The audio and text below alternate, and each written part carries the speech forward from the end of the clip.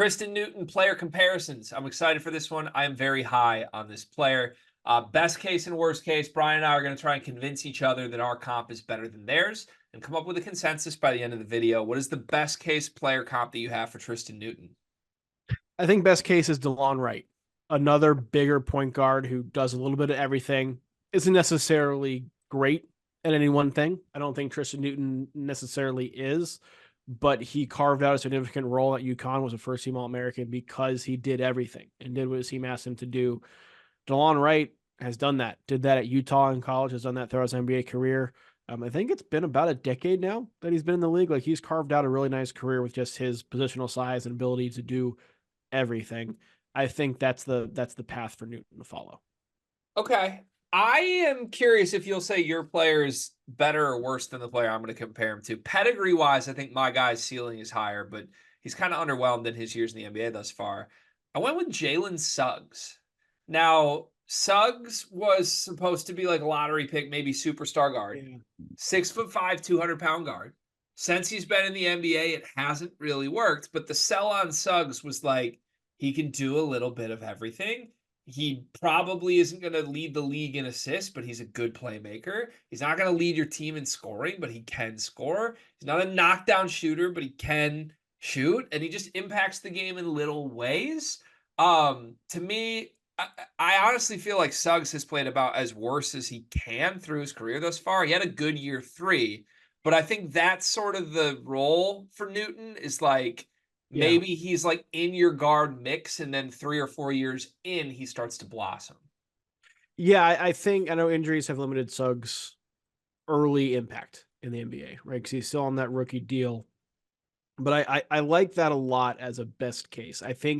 I do think Suggs is a little bit more explosive and a little bit better attacking the rim, but he has kind of earned a spot in Orlando's core because he's shifted to being like the defender, right? Yeah. He's letting Wagner and Banchero be the offensive guys, and he shifted to being the defender. Um, it's easy to see Newton doing that.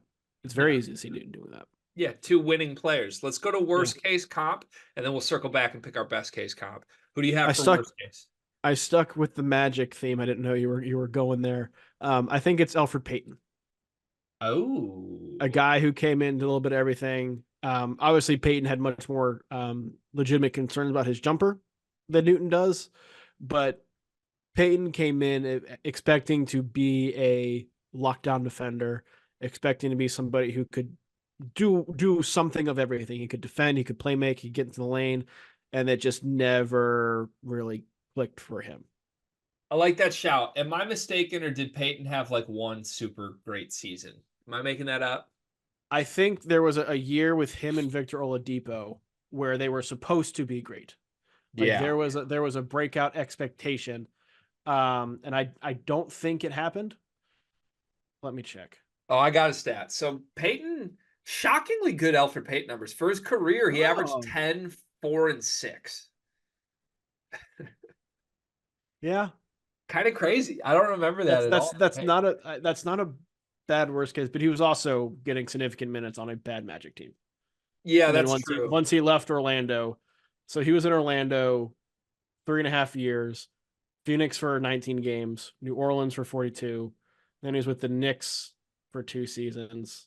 Yeah. Then, okay. So maybe that's, if that's worst case scenario, you're feeling pretty It's good. good. It's good. Yeah, he's the world traveler a little bit for Elfrid Payton, but yeah, one of those guys. The numbers are better than you remember. I definitely went with like lower production numbers than that. I went with a guy who was a winner in college, point guard that the sell was he can kind of do a lot of little things. Ty Jerome. Ty Jerome, 6'5", Okay. Virginia national champion, gets to the league, and the sell is like he's got to mold himself more into a shooter than anything else because we don't want him to be our primary engine.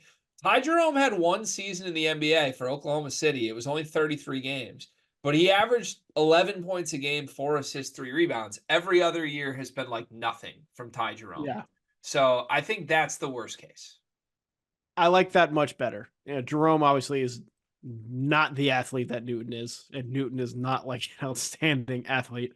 But I considering I misremembered how good Elfrid Payton's career was, I like that much better.